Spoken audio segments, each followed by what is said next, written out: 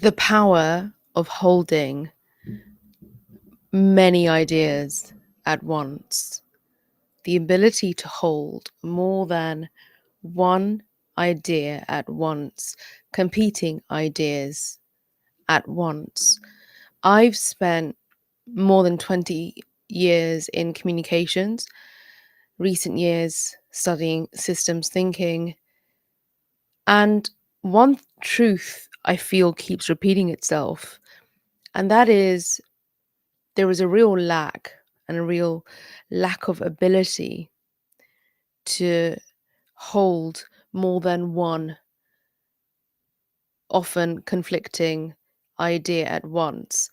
And this is a weakness because it's a necessity for the current state of the world, but also for critical thinking skills. I think, regardless of what profession you move into, managing other humans, managing ideas, whether it's public relations, politics, perhaps you work in, you know, doggy daycare, being able to manage customers, their feelings, complaints, expectations. There's a reality of your experience, there's a reality of running a business, and then there's a reality of your stakeholders and what they experience, what they feel. All of these need to be held at once. So that's why I think this episode is so important, which is why I'm streaming it on all three of my channels, on my Serena Syed Show, on Serena's Playbook for Strategic Thinking, and on my personal perspectives channel, Serena Syed Hussain. And the reason why I'm doing this is because I think this is the ingredient that's lacking in the ability of many that I notice and I observe in a micro and macro way to be able to hold multiple ideas in order to arrive at a more balanced conclusion and even solution. And there are those who are in power pulling the strings, would prefer to attach themselves to a idea because that's the one that is perhaps most controversial, most convincing, and can be used as leverage to win your vote or your support and to establish power. So whether you're looking at it from a media literacy perspective, personal sort of human perspective, or from a professional one, being in public relations or communications, for example, once you figure out this skill, which is very central to public relations, the creator economy, entrepreneurs, and anyone trying to navigate society today, once you have figured out this skill of being able to hold more than one idea at once and being comfortable with it, that's where you will become quite a rare commodity, because many, as you see, I mean, all you've got to do is look at the comment section of any political opinion, or when a creator goes through a public relations crisis, a reputation crisis, comment section there, the opinions, the almost declarations of truth that come from the comment section, because that one perspective apparently is all there is to know. All there is to know. When we look at any issue in society, if we aren't able to take in all the ideas that are competing and conflicting to establish a well-rounded understanding of what's actually going on, we're just going to end up falling foul to the game that is being played by those in power. From a public relations strategic perspective, for you to be able to appreciate all of these different ideas, you can then wield your communication sword in a much more effective and impactful way. And I'm going to get into all of that in this stream. Thank you so much. Welcome to this stream that I'm streaming on all three of my channels. It's wonderful to have you here. I appreciate your support. If you haven't already subscribed, I do appreciate it if you would consider doing so. So now that I am confident my stream is up and running, Let's get into why this matters right now. Why does this matter right now? We live in an attention economy that rewards hot takes, speed, and certainty. So, if your current state of being is influenced by that current state of things, the economy that would prefer it if you stayed within this short attention span space where a hot take is enough, speed, dopamine hits are enough, and certainty of just that one idea is enough. Brilliant. You've just fed the attention economy. In reality, though, society, audiences, reputation, it's all complex and it's all layered. That's the reality. The reality of how all communities within a group, all actors, players within any scenario, the reality is all of them will have competing ideas, often conflicting ones, and it will be complex and it will be layered. In order to manage that grouping, manage audiences, and manage your reputation, you need to understand that. You need to be able to anticipate different perspectives. You need to be able to understand the interdependencies, who is affected and how and why. And why should you take the time to understand that? You've got to avoid a single narrative trap, this very highly reactive single narrative trap that we see across the entire media landscape. The reason why we need the power, the ability, the skill to hold many ideas at once is because we are all falling into a reactive single narrative trap, which is why I wanted to speak about this today on all three of my channels. It's almost like a mission statement. It's why I decided to do postgraduate study and specialize in systems thinking. I wanted to be able to almost rewire my brain. Having been in communications for more than 20 years, being a chartered communications practitioner, being a creative, being an artist, I find even through my holistic health profession, I found myself to still fall into single narrative traps because we aren't encouraged, and we don't encourage others, by the way, through the education system, to challenge and check our assumptions and our beliefs, to check our biases, to check our ideas. Let's look at this from a systems thinking angle. Thank you very much for joining the stream. The systems thinking angle. Systems thinking teaches us that every issue is interconnected. When you're looking at any problem, any dilemma, any situation, every issue is interconnected. Nothing can be seen in an isolated way. For example, a brand crisis, any kind of brand, be it a consumer brand or a political one or an entertainment one. When the crisis happens, it's never just about the incident. You can look at news in the same way. When a crisis appears, it doesn't appear out of thin air. It's never just about the incident. And so only dealing with the facts of the incident won't help. The crisis is tied to what is the audience sentiment? What is now the media framing? What are the stakeholder interests for anyone stakeholder interests. What are the stakeholder interests? Stakeholders, we mean all the people who hold a stake, who it affects. And then what are the broader cultural currents? I'm going to repeat that again. Systems thinking teaches us that every issue is interconnected. And when there's a brand crisis, it's never just about the incident. The crisis is tied to the audience sentiment, the media framing, the stakeholder interests, and the broader cultural currents. So, to manage then that crisis and the reputation, You have to hold all of these ideas at once. You have to be very aware, very mindful, very cognizant of all of these things all at once.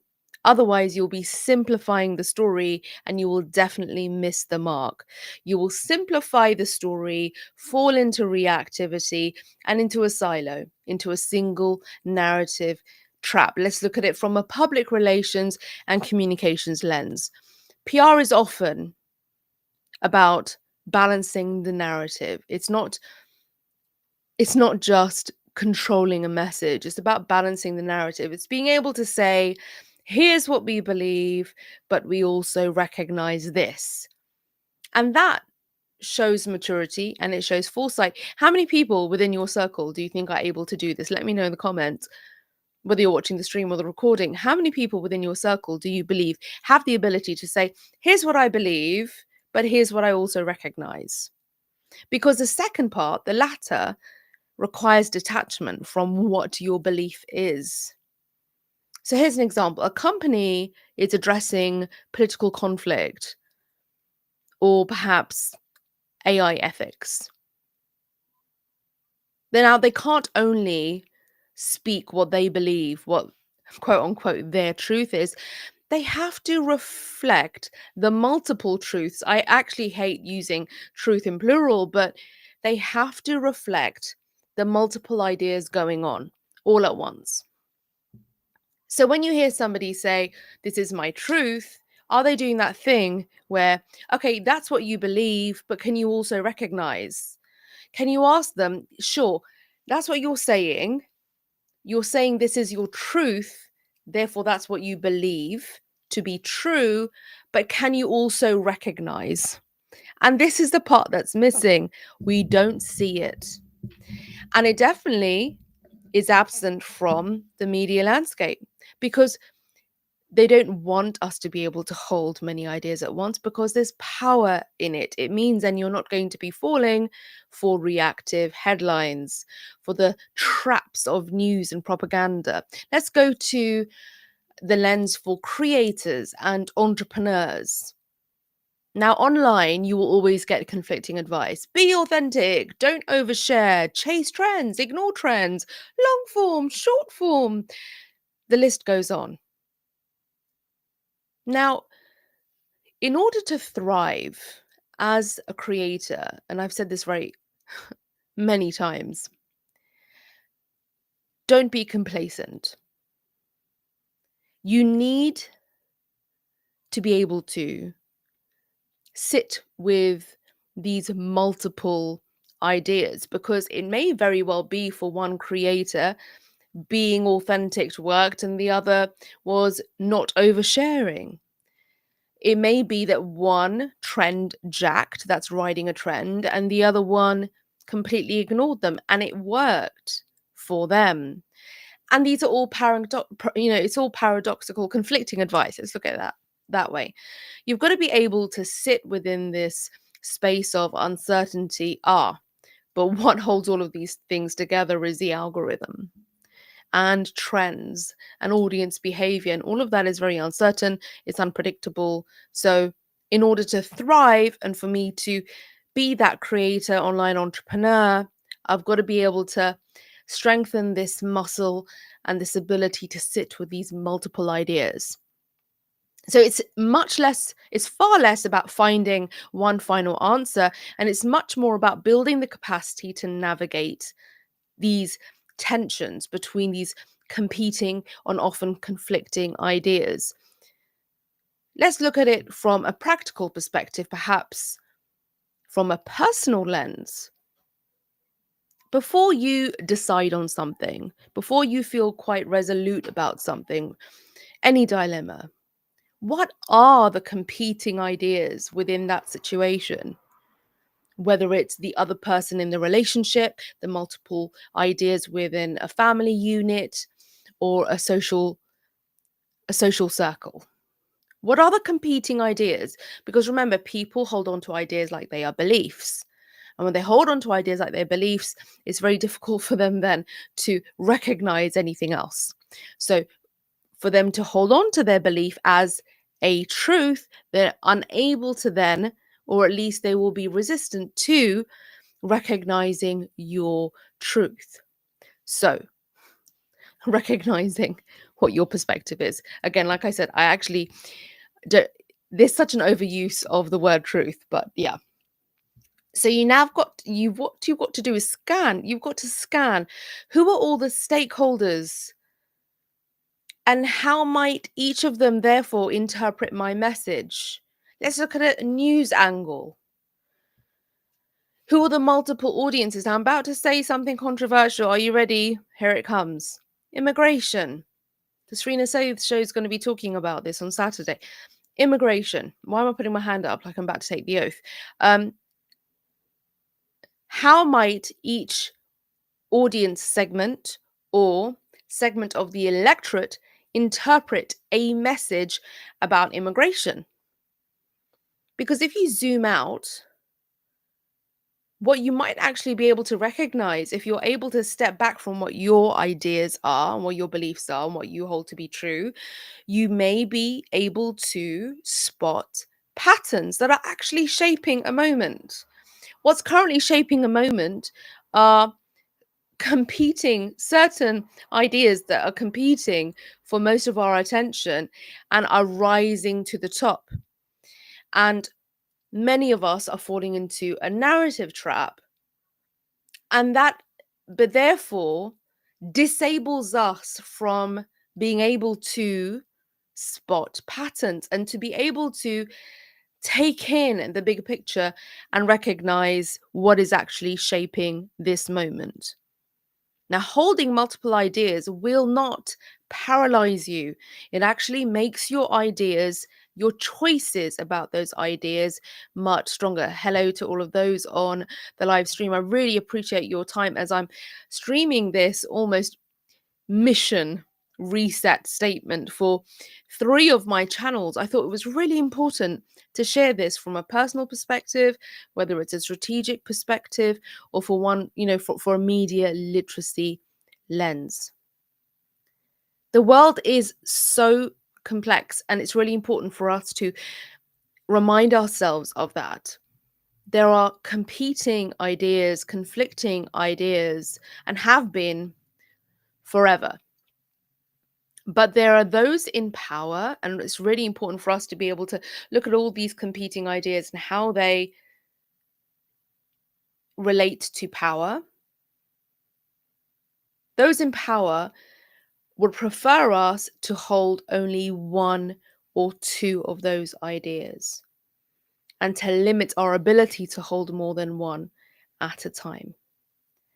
Why? Because it sucks you into creativity. It's the same reason why a problematic, in air quotes, relationship where control is one of the things, one of the dynamics used by one over the other, they would prefer the other to have a limited perspective on what's actually taking place within that relationship dynamic, and to not recognizing all the different strings pulling, controlling, dictating a narrative. And so it limits the person who's then being controlled to be able to witness, to understand, hang on, this is what's going on, and this is why I am experiencing life in the way that I'm experiencing life. So being able to cut those strings of control almost, and to take in many perspectives at once. And this doesn't mean to betray your values, betray your beliefs, detach completely. But it does mean that you will exist in a space where you're like, this is me and how I see the world with this worldview. And this is how these different segments of the electorate, the population, the community, work, friend circle, etc., see things. And for all of them, their view is true. And for me, mine is. We all have spectacles. It's almost like a very basic media studies exercise for a very young class of students. Hey, students, everyone has their own spectacles and they look at the world and their relationships, etc., through their own spectacles. And sometimes it may be that they never take those spectacles off and borrow someone else's. And some would prefer to to never take theirs off. They will never take theirs off. They will be so attached to their view. The idea of removing them, drop them, profound. The idea of removing them and perhaps swapping them for a moment threatens their security, their sense of certainty. Now, not everyone is being strategic and smart and manipulative about it. Some are in a comfort zone and they'd rather stick to their worldview and to their spectacles and to their one idea because it explains everything. It explains their pain, their experience in a way that gives them that certainty, and they can hold on to that because that's their only way out of their experience of pain. And so they attach to it as the only explanation for why they are experiencing life in the way that they are. Once they are challenged on that one idea that they're holding, what then occurs is, hang on a second, you are now attacking my belief system, who I am, my identity, because they've become so enmeshed with that one idea. And this is where I'm saying a number has been done on people when people have been asked and encouraged to internalize just one idea, internalize it so much that it becomes so enmeshed with who they are as people, their identity, and they are essentially on a rinse and repeat hamster wheel, and they are unable to get off. And that is the sad truth. The sad truth, the sad reality. It is the effect, it's the result that we are seeing unfolding on all of our social media, our news media, wherever you get your news. We are seeing the two ideas that have risen to the top that are probably quite conflicting and problematic in their own ways and limited in their own ways, unable to take in multiple ideas at the same time. And you know why? Because if you were able to hold more than one idea at a time, not only would you increase and improve your critical thinking, you'd become much more powerful at relating to others, relating to yourself, taking in the world much more strategically, make better choices, make better decisions, and actually be in a position of offering more innovative solutions that could actually achieve better progress in the world in a micro and a macro way. But that would mean empowerment. And that's why we notice that there are so many who are lacking this ability to hold more than one idea at a time. And I encourage you to do just that today. Thank you so much. I really appreciate you for tuning in to this episode that I'm streaming on all three of my channels. I think it was really important for me to share this with you. It was on my mind. It was on my heart, as they say. It was there. It was there. It was an idea. It was ready to just come out on my birthday. And if you know me, I'm all about my routine. So the birthday thing is actually in the way of it and it's disrupting it. And I just need to get back to what I need to get to. So I've got to work on a project, complete that.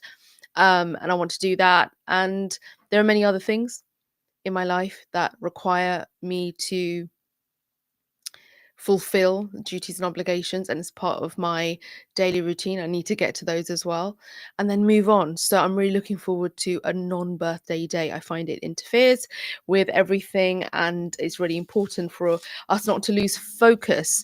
I really enjoy having my mix of things that I do on a daily basis, including creating content on multiple channels, having multiple offerings, studying, learning, growing.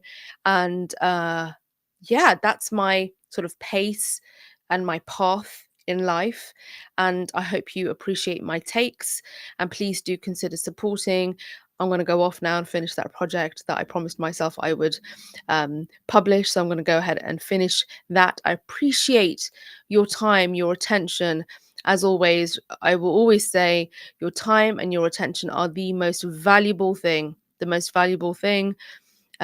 valuable resource that you have. So please do protect your time, your focus, your attention, and do return, to any of my channels.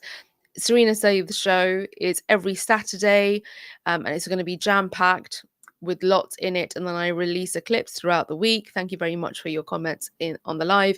I have Serena's Playbook, which is all about leveling up your strategic thinking, and it's for anyone, whether you're a thinker, a creator, somebody in business or not.